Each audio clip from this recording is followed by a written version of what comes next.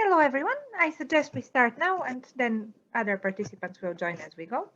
I would like to welcome Alexander Popov, who will tell us a bit more about the story of and history of the cyberpunk genre and the new magazine that actually came out last year with the same name, Cyberpunk.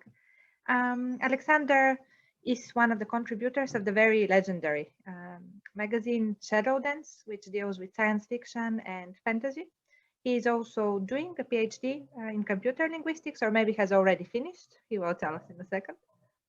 And he's also a professor in science fiction and actually taught me back in the days at the University of Sofia. Basically, the format of the lectures is the following. This is the 5th or 6th edition, actually I need to check, of our online Semiospheres Seminar. We usually have a lecture of about 20 to 30 minutes. And then we open for questions from the audience and have a small discussion. Most of the time we have all the recordings afterwards available on our webpage. But of course, provided that Alex likes the video. If not, I think this would be your only chance to have seen this. And that's it. So Alex, the floor is yours. If I have made mistakes while introducing you, now is the time to correct them. Thank you, Julie, and thank you for the invitation. You can hear me okay, right? Perfect. Great. So yeah, I'm Alexander. I did finish the PhD. That was like a little bit over 2 years ago. I have very old information. I apologize. That's all right. I have the feeling that I'm doing another one now. The amount of new stuff I'm reading is like doing another PhD, so that's fine. So yeah, I'll be talking about cyberpunk, and I will share my screen now. Just a second. Yep. Okay, so can you see now? Should be up any moment. Yeah. Yes, okay. yes, I can see. Great. So yeah, the reason I guess that Julie invited me to give this talk on cyberpunk is this magazine that we published about a year ago. This is the cover for this issue on cyberpunk. So I write and edit for this online magazine called Shadowdance. It's dedicated to all things science fiction, fantasy, the speculative arts, etc. And this is our first print edition. We've been online for about more than 20 years, but we were just online up until this issue came out, and it's a piece of work that we're very proud of. It's quite big. We worked about a year on it, so it's about 300 pages. It's printed on high quality paper. Everything in it has colors. It's quite glossy. It covers a lot of stuff. It has about 30 articles in it, short stories, both Bulgarian and translations of English, stories written in English. So there's a lot in it. I won't be able to cover even half of it. I'll try to give you a very global cyberpunk, what cyberpunk is, how it developed, why it developed, how it evolved over time, if it's relevant today, if it isn't, why, and maybe some ideas on where it could go.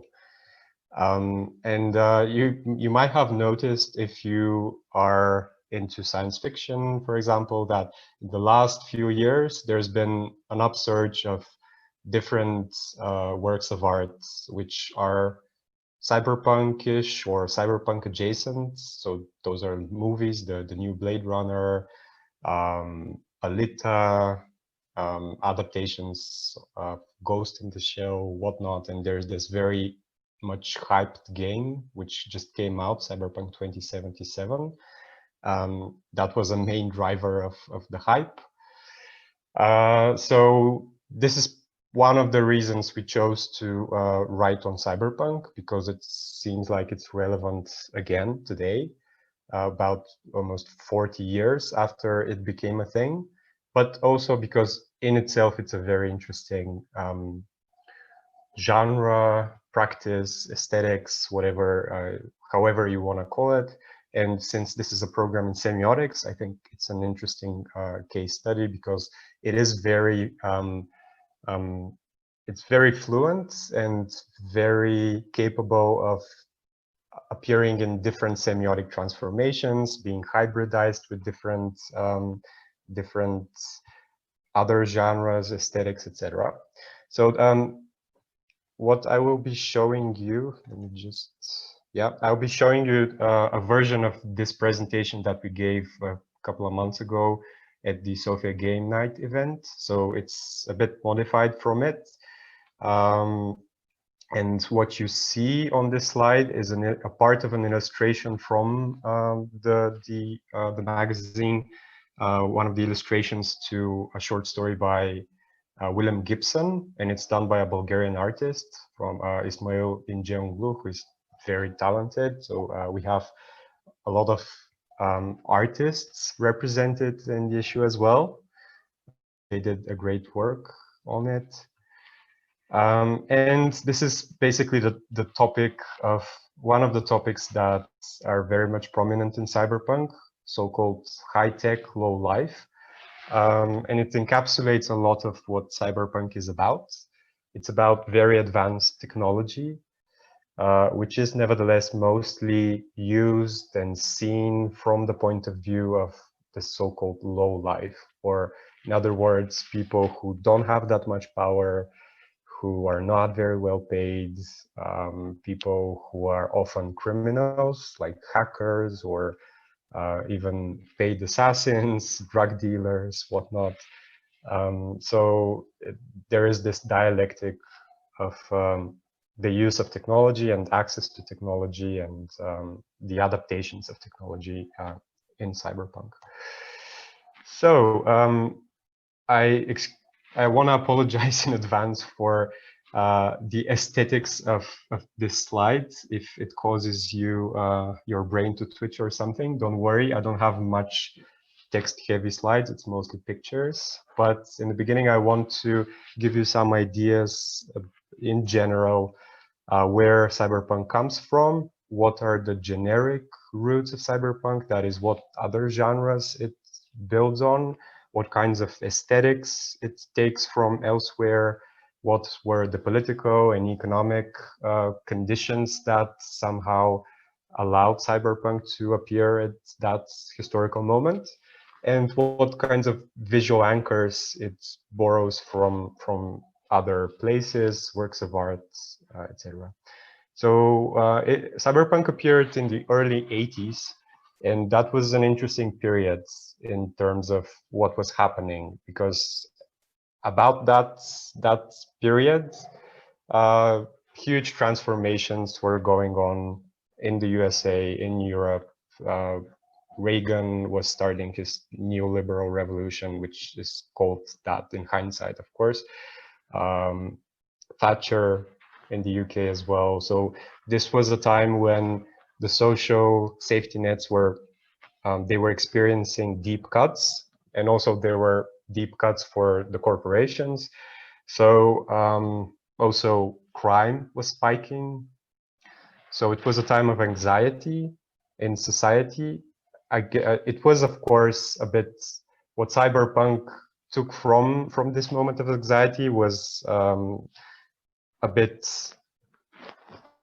subject to hyperbole, I guess. So it wasn't that bad. I guess now it's even worse.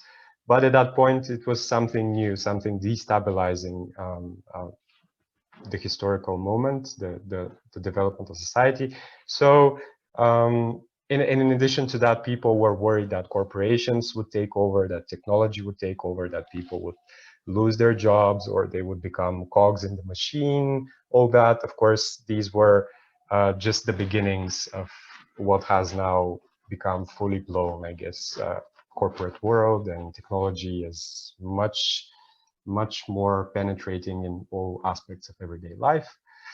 It also drew very heavily on hard-boiled detective novels by Raymond Chandler, Dashiell Hammett, which were portraying California mostly in the 20s and 30s, the last century, which was also a period when the economy wasn't very stable. There was great inequality.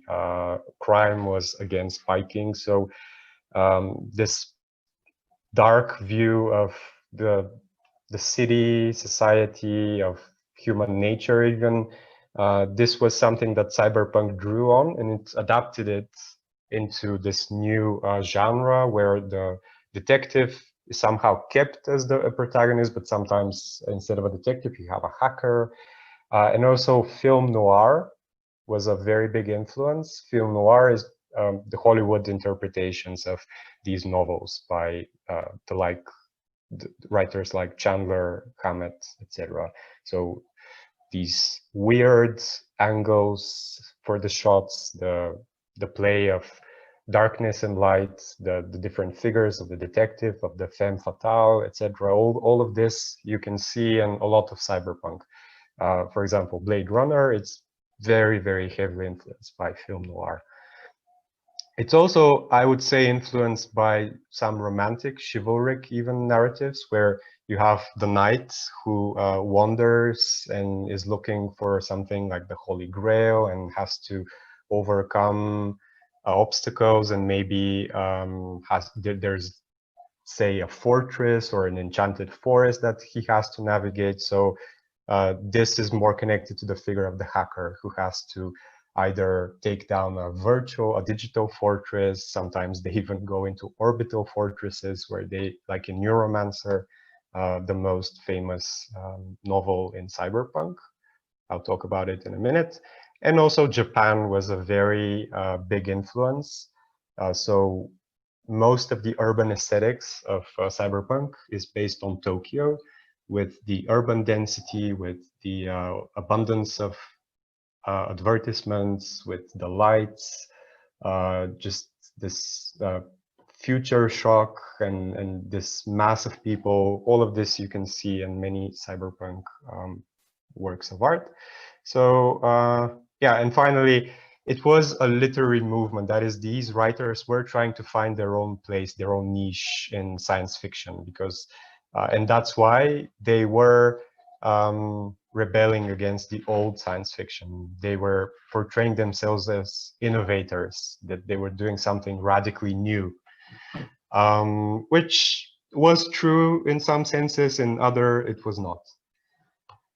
Okay, and just a brief illustration of these bullets. So you have the Terminator. This is the fear of the machine, of the corporate takeover of the corporation, which turns into a machine which is beyond anything human. So the Terminator it's not cyberpunk really, but there are some elements which cyberpunk also has. It debuted on the big screen in '84, I think, the same year when Neuromancer, the book, was published. On the right, you can see an iconic shot from Akira, which is a very famous animated movie from Japan from 1988. So the figure of the motorcycle and these gangs of young people riding on motorcycles in the urban sprawl, this is also very iconic about cyberpunk. And at the bottom you have a shot from a film noir, yeah, from a movie from that period, and you will see that this is basically taken up in Blade Runner. So what are some of the philosophical kernels that cyberpunk explores? One of them, the main one, I guess, is the boundary between man and machine. So you have cyborgs, mergings of human and machine. You have the emergence of autonomous AI, that is a machine without any human component in it. And you have the figure of corporate capitalism becoming a machine, which is taking it to the extreme. You also have this juxtaposition between meat space, that is the flesh, and virtual reality. So you have these hackers who want to transcend flesh. And basically, yeah, that's the big topic of transcending the body. So even though cyberpunk is very much technological, very much material, it's also quite concerned with theology and with mystic topics like what is the soul, is there a soul, what is death, what happens after death, where is the boundary, where does the human stop, when do you stop being human. And I would say this is very much interpreted through the interplay of signs, because signs are produced by these new technologies. And finally, what is the nature of reality? Is reality actually real, or is it just another simulation? Is simulation more real than reality? And I guess in recent years, this has been a current topic. Some people like Elon Musk are saying. Many people much earlier than Elon Musk were saying that we are living in a simulation, but I guess he was the most important person. And some critiques of cyberpunk. So one very big critique is that it's centered on young white male writers and readers. So this is not true of all cyberpunk, but it's, I think, definitely a valid critique for some of the most famous works within the genre, which of course it prevented, I think, cyberpunk from becoming as radical as it thought it was, just because it didn't have enough of those radical ideas to put into motion, centering on this type of audience. It's not very theoretically aware in terms of how the economy works, how society works. It's mostly focused on technological issues and technological fantasies in some cases. So emancipation in some of these novels and films comes from technology, but it's mostly individualistic. There isn't that, the notion of the collective doesn't feature that heavily, and this theoretical awareness is a rare thing in early cyberpunk, at least. And it's not very ecologically aware. So in cyberpunk, you have these big urban sprawls. Basically, the city is taking over everything. Very rarely do we see nature.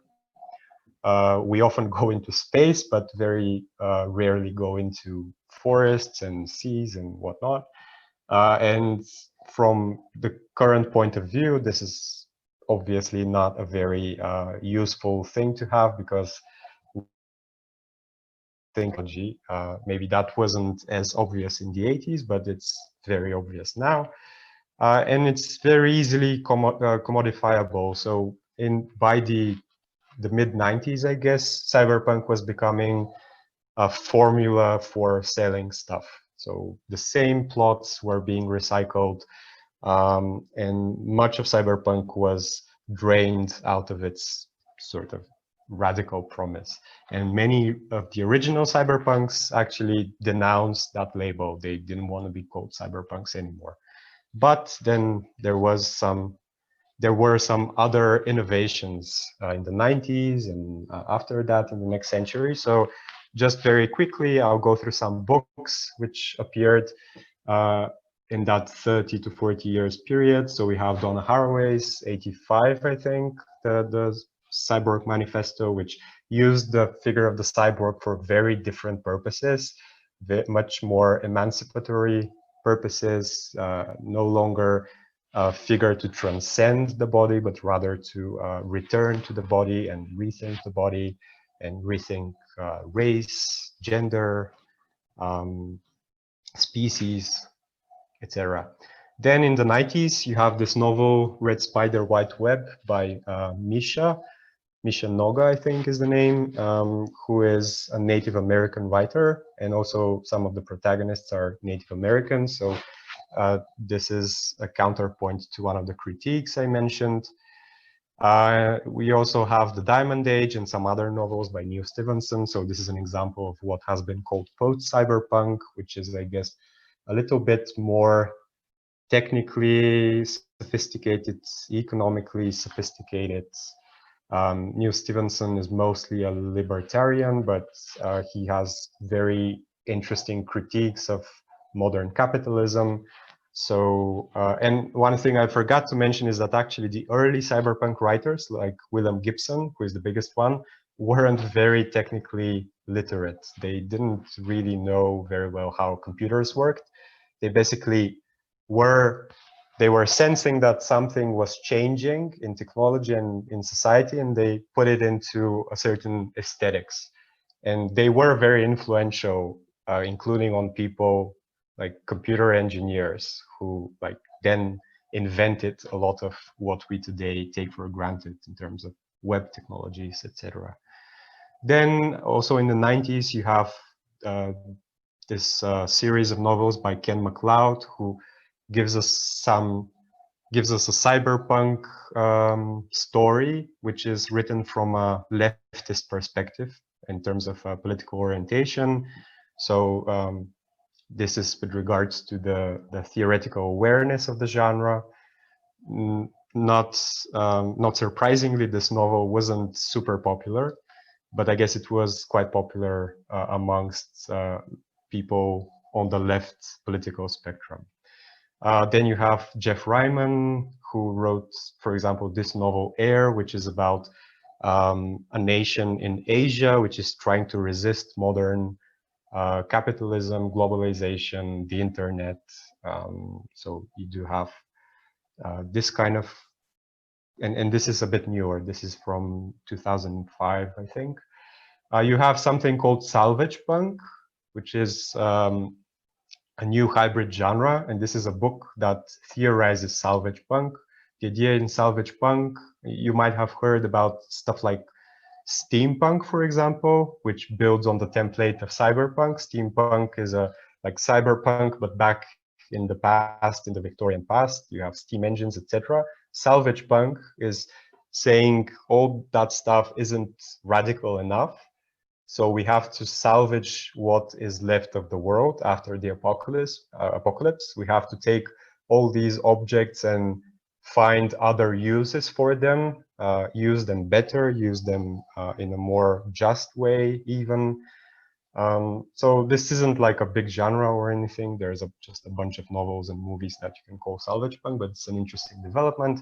And you even have this thing called solar punk, which is a mix between an activist movement, a movement of people who make stuff like open source software or physical projects, and amateur story writers who publish their own short story collections.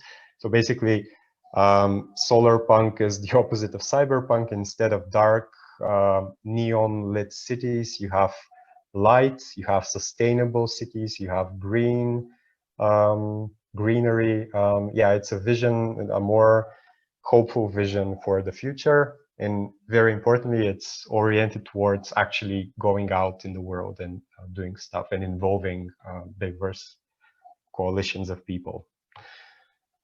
So I guess we don't have that much time, but I will play you a short clip from Blade Runner, which illustrates a lot of the stuff I've been mentioning, like film noir. So in the beginning, you will see the urban sprawl of the city of Los Angeles in the future. And actually, the future of Blade Runner is 2019. So we are already past that future of Blade Runner.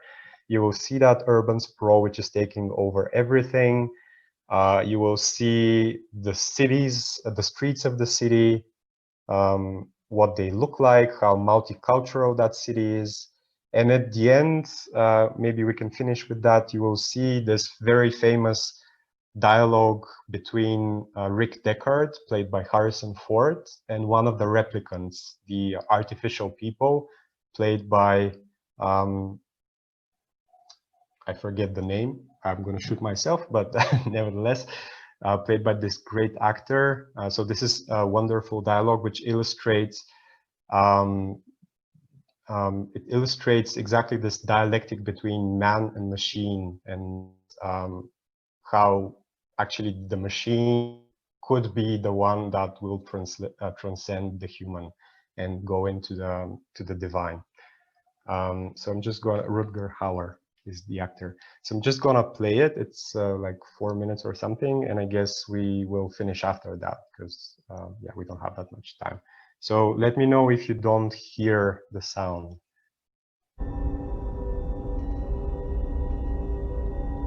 I think it's audible, so it's fine. Okay.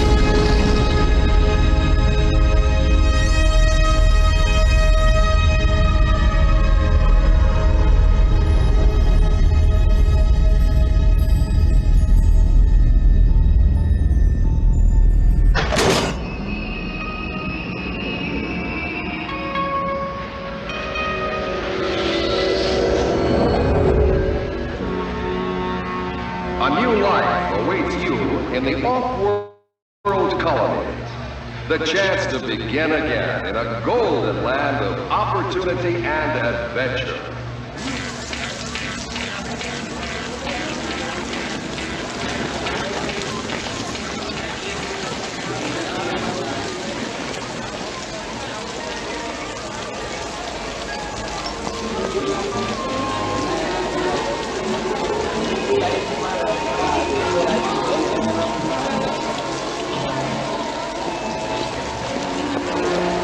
A new life awaits you in the off-world colony. The chance to begin again in a golden land of opportunity and adventure. The custom-tailored genetically engineered humanoid replicant designed to express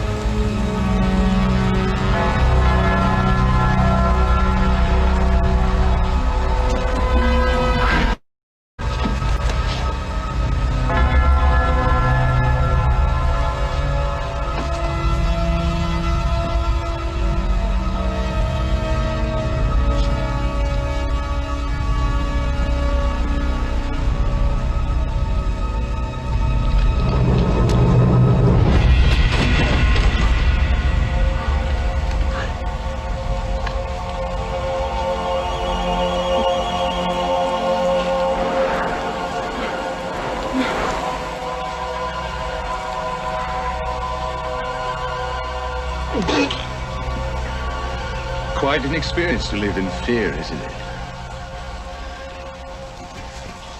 That's what it is to be a slave.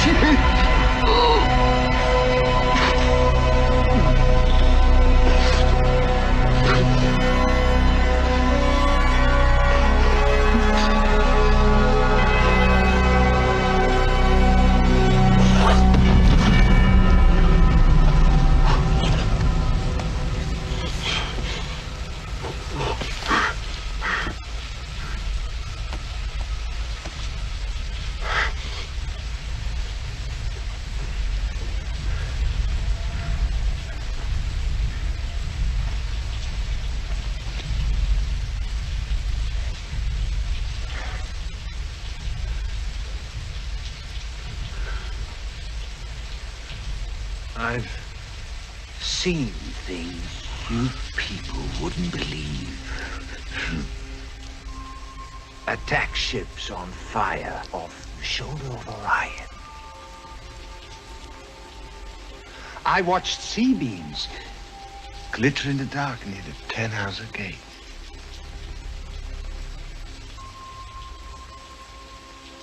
All those moments will be lost in time, like tears in rain. Time to die.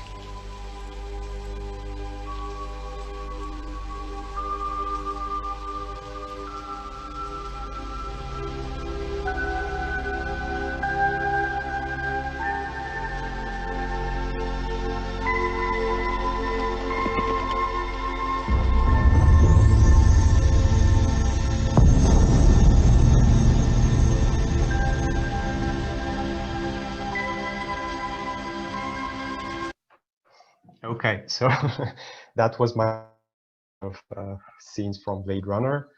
Obviously, a very religiously laden final scene, all with the nails in his hands and the dove flying away, etc.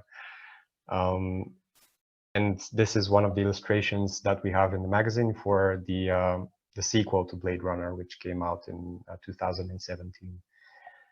All right, so I have lots of other slides, but I'll stop here. I have a bunch of slides on Neuromancer as well. If you want to talk about it, you can ask me questions. I have some quotes from it. So yeah, that's it. Maybe we can go to the Q&A now. Perfect. Thank you very much for the very interesting presentation, and also for the scenes from Blade Runner. I must say I saw it for the second time in 2019. It was very strange as an experience because it didn't look at all as the film had imagined it, but still in some respects maybe a bit. Okay, so I would urge everyone, if you have questions, please unmute yourself and ask. You can also write in the chat in case you are shy. Yes, so you're very welcome. Maybe I will start while you are collecting your thoughts. And I wanted to ask you, to what extent can we expect? You mentioned that there is a revival of the genre now. So what would be very different, according to you, in the current revival from the original cyberpunk? I mean, you gave some examples, for example, with this attempt to have more positive, let's say, outlook on technology. But to what extent the things that have passed in these 40 years have influenced the current wave? And can we say we have a bit more realistic relation to technology in the sense of, yeah, now at least we have passed beyond these, let's say, old dreams of robots, etc. We all have phones in our hands, so technology is much more trivial in a sense and palpable and not as dramatic. So have we lost our fears of technology, or can you see them also in some new trends and discussions that are going on?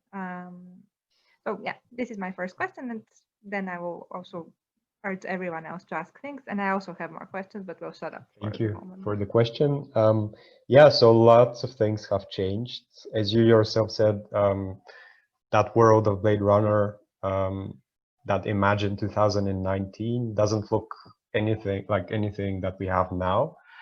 But some things, so as I said, Cyberpunk was exaggerating a lot of the anxieties, a lot of the dreams and fears that people had. And in some ways, it shaped some of the technologies that developed after those books and films, etc.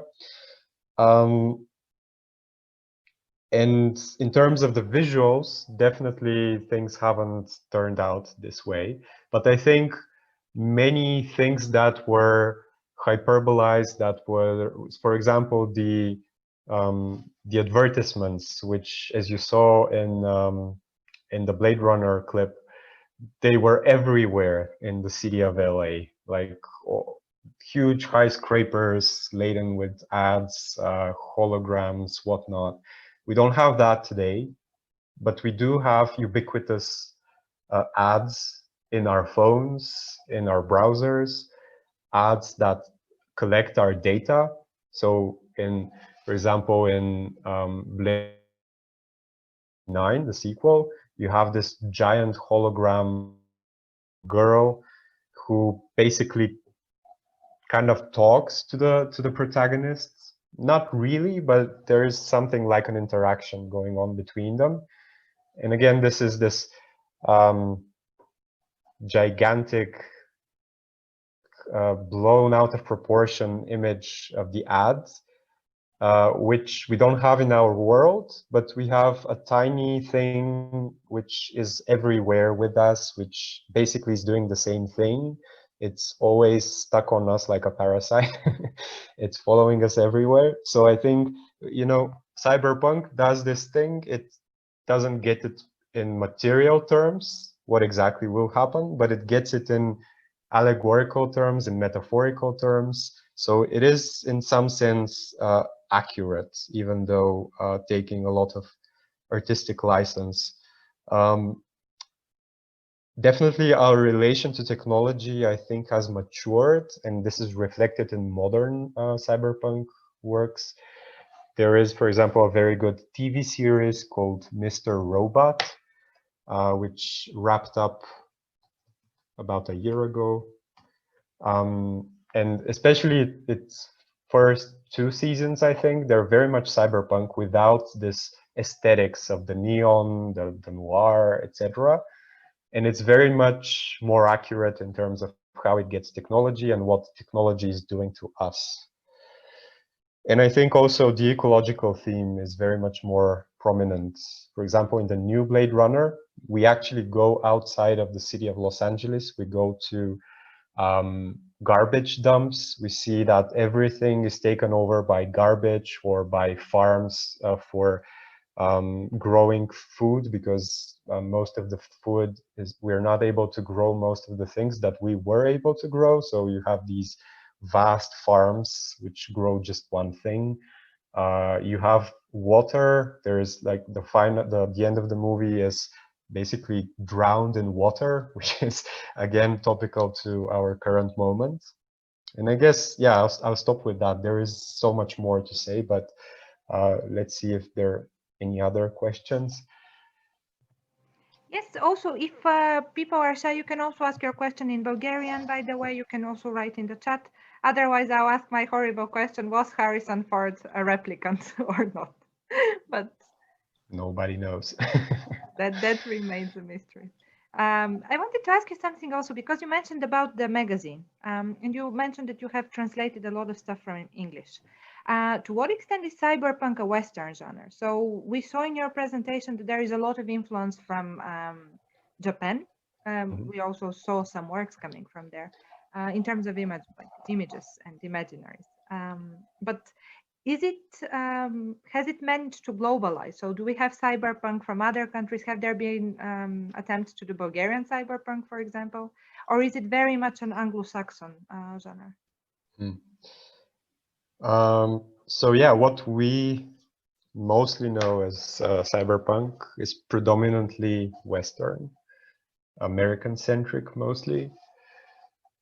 There is a lot of, as I said, Japanese influence on it. So a lot of it is based in Japan, or yeah, the suburbs of, say, Tokyo, Chiba City, etc. There is a very powerful cyberpunk current in Japan as well. So a lot of those mangas and animes were dealing with cyberpunk.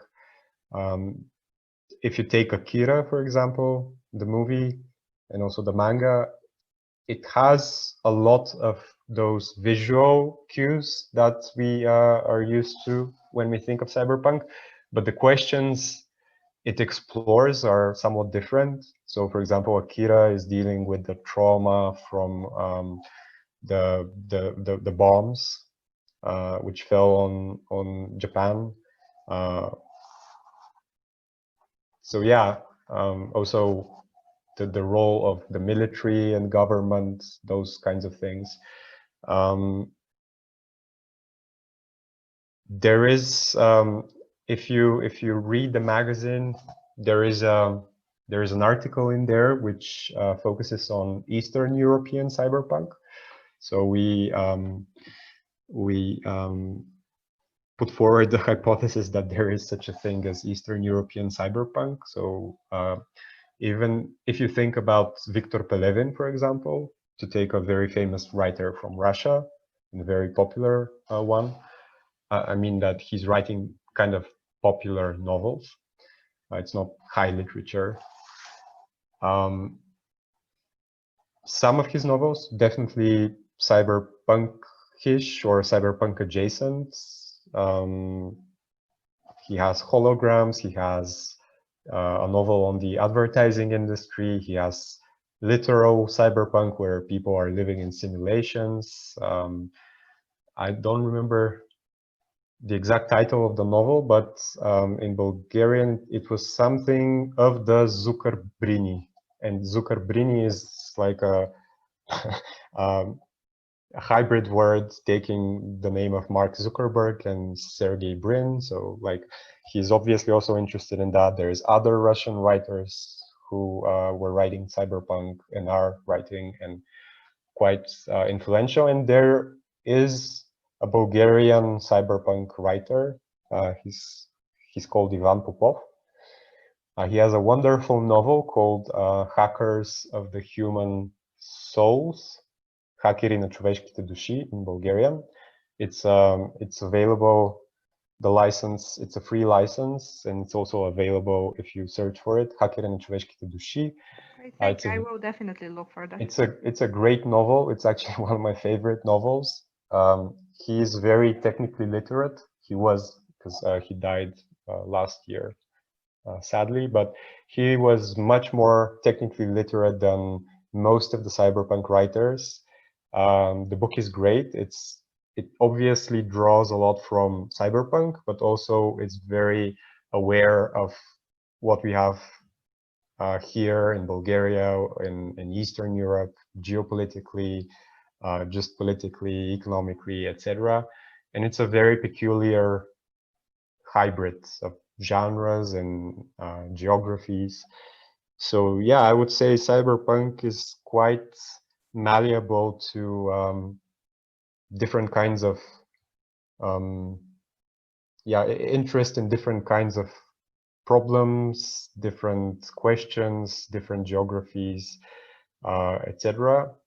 It's just that the thing that became famous as cyberpunk was a particular kind of vision for the future with particular kinds of characters and types of characters. So that's, and even in that game, Cyberpunk 2077, maybe I can go to that slide.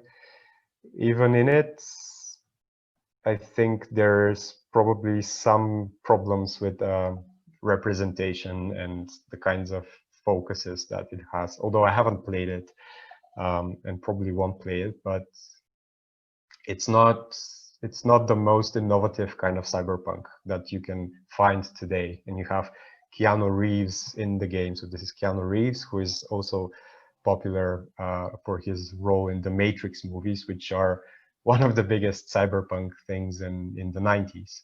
And also, going back to your previous questions about our relation to technology, there is a very funny movie from the 90s, I think 95. It's called Hackers. It's one of the earliest roles of Angelina Jolie, where she plays a hacker. I've seen it, yeah.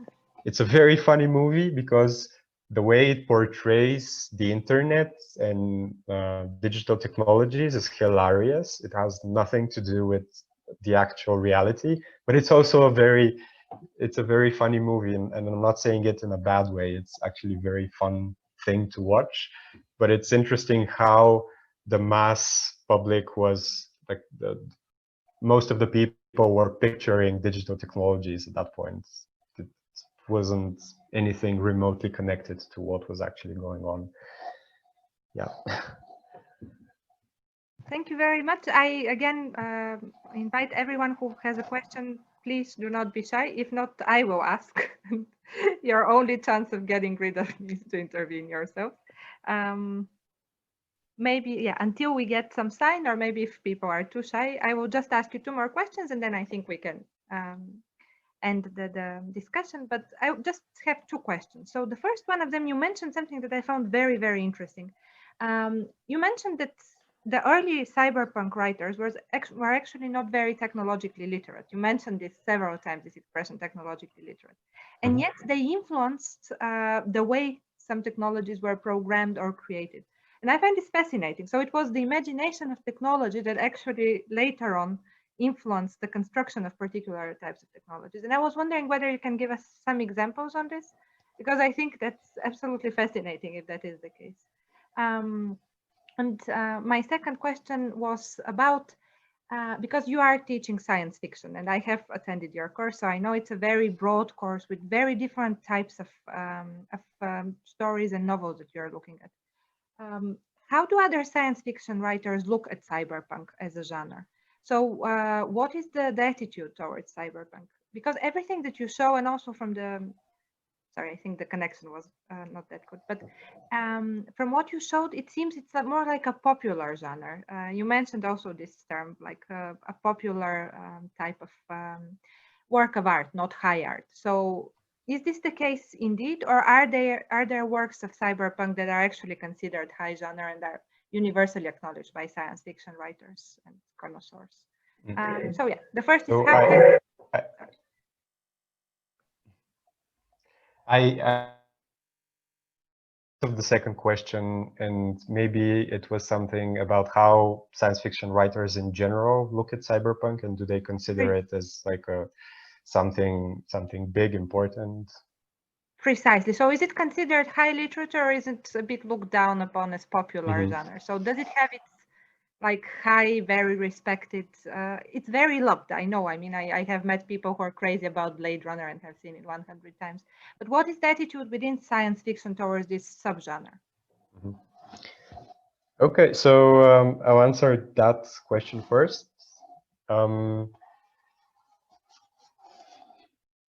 I guess, well, this is going to be a bit of an improvised answer, but I guess outside of writers who are working with cyberpunk, it hasn't been considered as like the pinnacle of science fiction. There was a kind of polemic between cyberpunk writers and the so-called humanist writers in the 80s and 90s.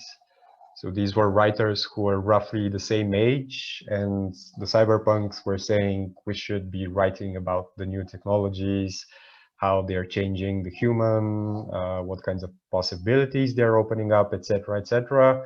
Whereas the humanists were saying, well, we should focus on the humans. And I don't think that was such a big battle going on. I think it was a bit exaggerated, for example, by Bruce Sterling, who is one of the influential cyberpunk figures. And I guess he wanted to create this this sense of a battle going on, of a revolution or something, so that but there was this kind of yeah, tug of war going on, I guess. I think cyberpunk is definitely respected. Its good incarnations are respected within the science fiction community of good, important writers. So there are quite some of the quite important writers of science fiction, like for example Samuel Delany, has written and spoken highly of cyberpunk. But again, it's a question of how and why it's written, because you can have very good cyberpunk, like some of Gibson's novels, and Gibson, even though he kind of never insisted on the label cyber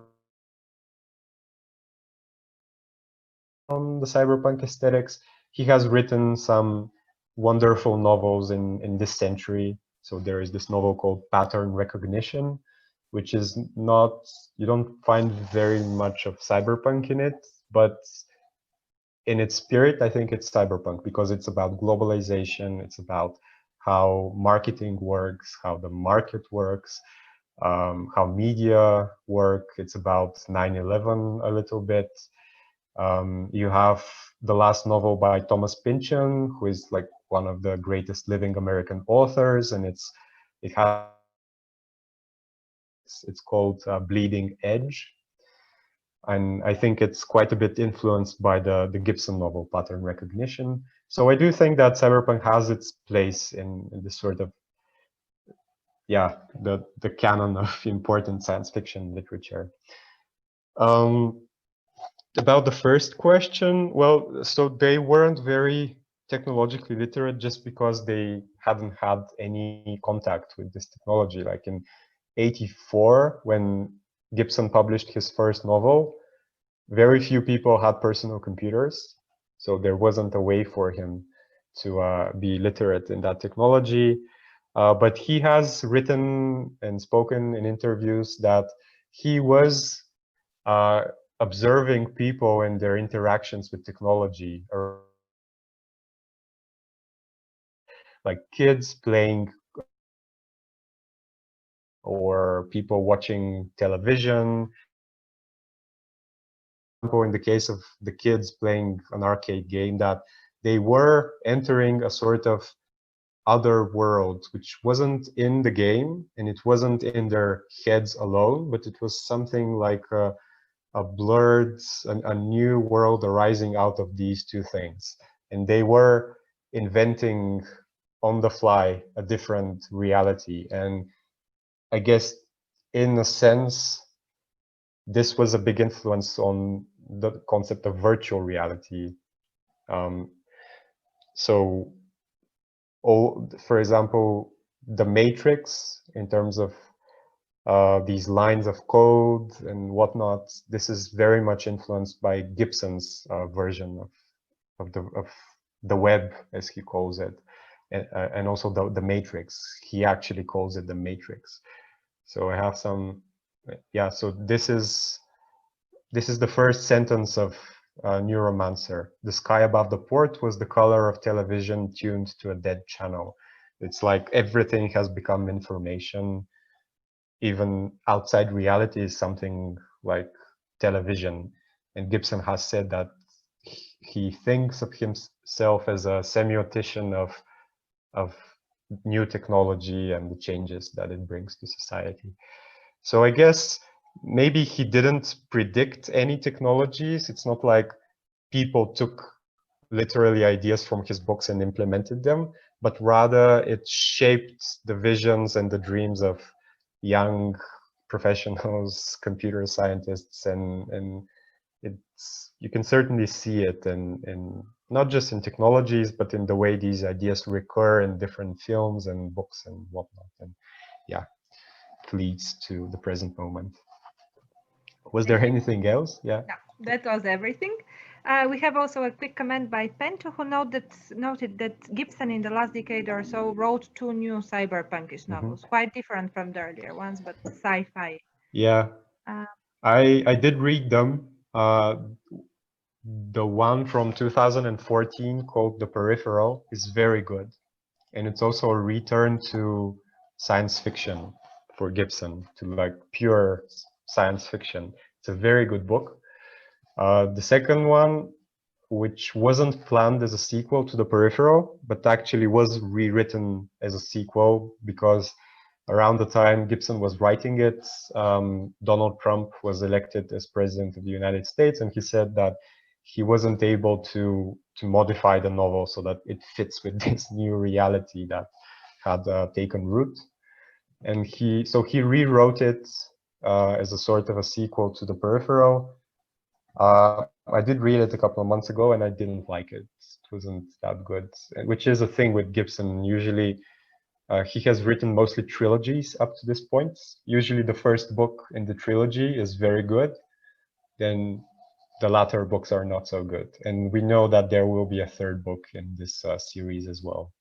But it also, it deals with important topics. It deals with ecological collapse. It deals with pandemics. So in the 2014 book and the next one, it's explicitly said that right about now, or like maybe in the 2030s or something like that, a series of rolling disasters starts, you know, series of pandemics, a series of ecological catastrophes, things that just combine, and everything becomes worse and worse, and it becomes more and more impossible to deal with it politically, which is, I guess, a sort of a accurate reflection on what's going on. Quick question there is also from Milena. Thank you, by the way. This sounds very, very sad, and hopefully here he doesn't predict either, but rather influences our way of thinking. There is a question from Milena. What is your attitude to cyber feminism? And are there actually any women who write cyberpunk? From the books you showed, there were only a few female authors. There are women writers of science fiction, of cyberpunk. Even in the early days of cyberpunk, there were important writers like Pat Cadigan, for example. Not that many, but that's true in general for science fiction. It's mostly a male-dominated genre, so that's not so so surprising. There are some important writers, women writers, who influenced cyberpunk. So in terms of the precursors of cyberpunk, you have Joanna Russ, which is one of the most important female writers of science fiction in the previous century. My personal attitude to cyberfeminism is I'm all for it. I read a lot of Donna Haraway, so yeah, makes sense to embrace cyberfeminism. She is, I guess, using the figure of the cyborg more metaphorically than literally, in terms of these mechanical cyborgs that you have in cyberpunk. But I think this is a valid reinterpretation of this notion of the cyborg. And I think a lot of cyberpunk is moving towards biological technologies. Even Gibson himself has become more and more interested in semiotics, I think. So if you read that trilogy from the beginning of the century, starting with pattern recognition, it's all about how sign works. He is saying basically signs are much more important than the actual technologies. So it's the use of technology that is found, discovered, and implemented by the street, as he calls it, these emergent properties of society and technology. But we do need more cyber feminism. Yeah. Thank you very much. It seems there are no more questions. I must say this was absolutely fascinating. I will ask you in the end just for one more brief comment, and it is how can we find the magazine? So where can we find the Cyberpunk magazine? And I will also post links afterwards, so we will have them on the page. But just to wrap up before we go to this more technical thing, it was really, really fascinating. So this master's program basically deals a lot with, yeah, perfect, thank you. The program deals a lot with imagined worlds and other ways of seeing our worlds. Quite often people have discussed fairy tales. We have had now editions on mythology and the connections between myth and politics. So I think this this focus on science fiction was really new, I'm certain, for most of us. And I would really urge everyone to go to the page of Shadow Dance and, yeah, read more. Yeah. I will definitely. There's a lot of mythology is actually popular in cyberpunk. So a lot of cyberpunk takes mythological figures, narratives, etc., and puts them in this new context. So, for example, in Gibson's first trilogy, you have voodoo deities, and in other books you have other gods and whatnot. So yeah, if you want to buy the magazine, you might be able to find it in some of the bookstores, but the easiest way is to go to Ozone and just search for Cyberpunk. You should be able to find it, and I think it's actually sold for less than the price on the cover. So it's a good deal right now if you want to buy yourself a copy. Yeah, save ourselves during the pandemic by reading about other worlds. Yeah. So thank you very much for the invitation. Yeah, it was a pleasure to talk about. Thank you. As usual, you're very, very, very eloquent and very interesting presenters. Thank you for all of this.